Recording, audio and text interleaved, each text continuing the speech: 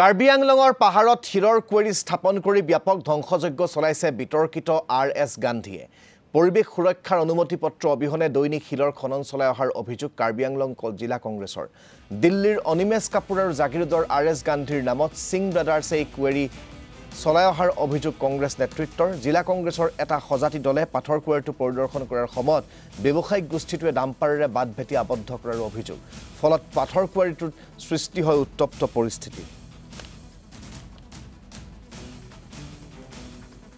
আমি বহুত দিনৰ পৰা শুনি আছো ইয়াত যেটো চলি আছে, ইয়াত যেটো গুণ্ডাৰাজ আৰু মাফিয়াজ যারা যেটো চলি আছে আমি শুনি আছো।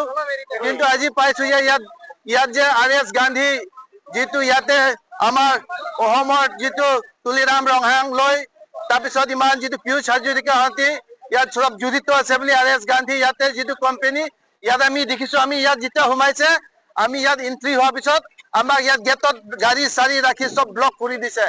এইটোৱে কাৰ্বি আংলঙৰ যেটো হৈ আছে যে যেটো এনভাইৰনমেন্ট অৰ্টাইচাৰ হাইকোৰ্টৰ অৰ্ডাৰ থকাৰ পিছতো আৰ.এছ. গান্ধীয়ে ইয়াত কেনেকৈ চলাব পাৰিছে।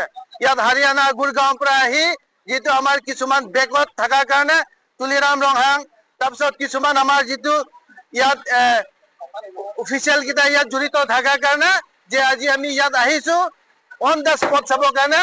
ইয়াৰ পিছতো আমাক ইয়াত গাড়ী কুদাই আনি কিনে আমাক গেটত ব্লক কৰি দিছে, আমাক ভিতৰ সোমাই দিছে।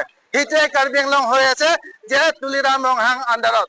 এইটো দুখৰ কথা যে আমাৰ যেটো কাৰ্বি আংলঙত যেটো এনভাইৰনমেন্ট আৰু যেটো আমাৰ যেটো পাথৰ যেটো চেণ্ডিকেট যি ধৰণত চলিছে ইয়াৰ পৰা প্ৰমাণ হৈছে আজি কাৰ্বি আংলং ৰাইজে এইটো চব কুঁৱাৰী আছে। পানীমৰা তিনিটা কুঁৱাৰী আছে, পানীমৰা 1, পানীমৰা 2, পানীমৰা 3।